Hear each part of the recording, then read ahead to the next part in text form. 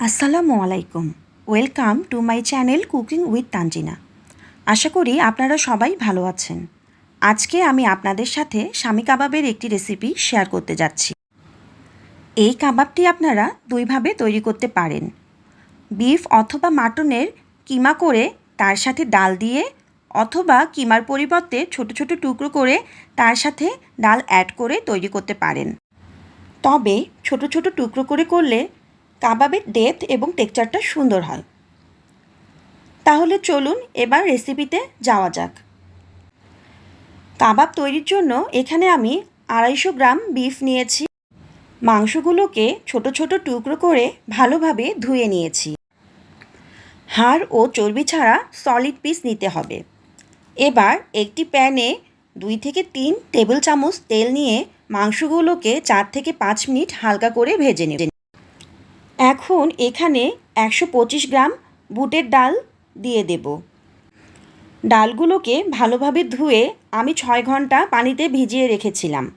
আপনাদের হাতে সময় কম থাকলে 1 ঘন্টাও ভিজিয়ে রাখতে পারেন, তবে সেক্ষেত্রে পানির পরিমাণটা একটু বেশি দিতে হবে। এখানে মাংস ও ডালের রেশিওটা হলো, মাংস যদি 1 কেজি হয়, ডাল হবে 500 গ্রাম।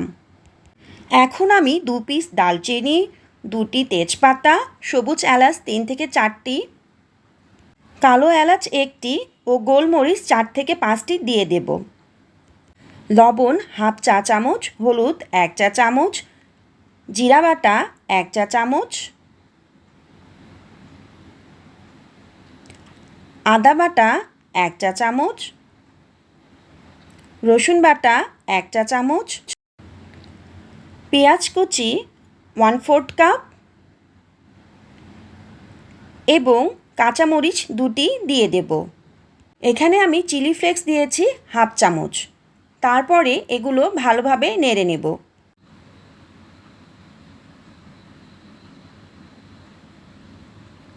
এখন 1.5 কাপ পরিমাণ পানি আমি এতে দিয়ে দিব।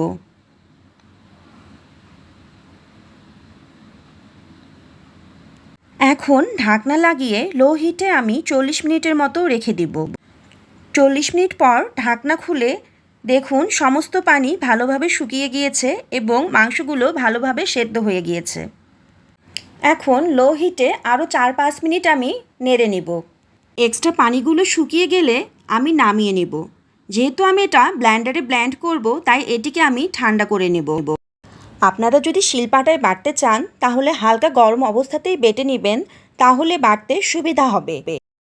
একদম মিহি করে না বেটে একটু দানাদার রাখবেন, তাহলে টেক্সচারটা সুন্দর আসবে। এখন ধনে গুঁড়া 1 চা চামচ এবং গোলমরিচের গুঁড়ো 1 চা চামচ দিয়ে নেব। আমার এখানে লবণ কম মনে হয়েছে, তাই আমি আরেকটু লবণ অ্যাড করলাম। এখন ডিম অ্যাড করব। আমি এখানে একটি ডিমের 4 ভাগের 3 ভাগ দিয়েছি।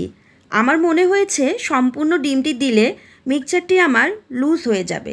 এখন এখানে 1/4 কাপ পেঁয়াজ বেরেস্তা, 2টি কাঁচামরিচ কুচি, 1 টিস্পুন লেবুর রস, 1 টিস্পুনের মতো ধনিয়া পাতা এবং পুদিনা পাতা 1 টিস্পুনের মতো নিব। পুদিনা পাতাগুলো আমি হাত দিয়ে ছিলে নিয়েছি, এতে ফ্লেভারটা ভালো আসে। এখন ভালোভাবে মিশিয়ে নেব। এখানে কাঁচামরিচ, ধনেপাতা, মিন্টের কন্ট্রাস্ট কাবাবটাকে একটা ফ্রেশ ফ্লেভার দিবে। কাবাব তৈরির ক্ষেত্রে আপনাদেরকে কয়েকটা টিপস দেই। কাবাব বানানোর ক্ষেত্রে আপনারা যদি প্রথমে মশলা অ্যাড করতে ভুলে যান, তাহলে শেষে কাবাব ভাজার আগে আপনারা অ্যাড করে নিতে পারবেন। আপনাদের মিক্সচারটা যদি লুজ হয় এবং ঠিকমতো শেপ দিতে না পারেন, তাহলে মিক্সচারটাকে ফ্রিজের নর্মাল পোর্শনে কিছুক্ষণ রেখে দিতে পারেন। তাহলে ডালগুলো শক্ত হবে এবং টেক্সচারটা দিতে সুবিধা হবে। এখন আমি হাতে অল্প একটু তেল লাগিয়ে নিয়ে কাবাবটিকে শেপ দিব। আমি যে মিক্সচারটিকে বানিয়েছি এটি শ্যালো ফ্রাইয়ের জন্য। আপনারা যদি ডিপ ফ্রাই করতে চান তাহলে বেসন হালকা ভেজে নিয়ে এখানে অ্যাড করতে পারেন, তাহলে বাইন্ডিংটা ভালো হবে। কাবাবগুলোকে বাটার পেপারের উপরে রেখে এর উপর আবার বাটার পেপার দিয়ে আপনারা ফ্রিজে রাখতে পারেন, অথবা একটি প্লেটে নিয়ে কিছুক্ষণ ফ্রিজে রেখে তারপর এটুকুকে জিপলক ব্যাগেও রাখতে পারেন। এখন একটি প্যানে তেল নিয়ে আমি কাবাবগুলো ভেজে নিব। আপনারা চাইলে ডিমে ডুবিয়েও ভেজে নিতে পারেন।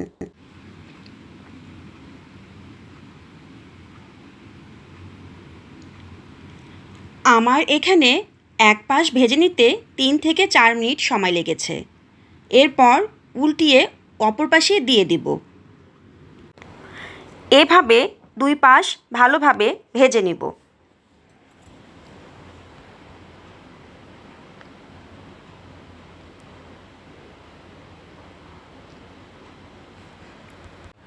আমি এখানে কাবাবের মিক্সচারটিতে পেঁয়াজের বেরেস্তা ইউজ করেছি। আপনারা চাইলে কাঁচা পেঁয়াজও ইউজ করতে পারেন। তবে যদি দীর্ঘদিন ফ্রিজে স্টোর করে রাখতে চান তাহলে কাঁচা পেঁয়াজ না ইউজ করাই ভালো। আমার ভাজা হয়ে গিয়েছে, আমি একটি সার্ভিসিং ডিশে নিয়ে নিলাম। এখন আমি একটি ভেঙে দেখাই। দেখুন টেক্সচারটা কি সুন্দর হয়েছে। আপনারা চাইলে কাবাবটি স্ন্যাক্স হিসেবে ভাতের সাথে, পোলাওয়ের সাথে, বিরিয়ানির সাথে খেতে পারেন। আপনারা যদি এই রেসিপিটি ফলো করেন তাহলে অনেক মজাদার একটি কাবাব পাবেন ইনশাল্লাহ। আর রেসিপিটি ভালো লেগে থাকলে অবশ্যই লাইক, সাবস্ক্রাইব এবং শেয়ার করবেন। নতুন নতুন রেসিপি পাওয়ার জন্য পাশে থাকা বেল আইকনটি প্রেস করবেন। আল্লাহ হাফেজ।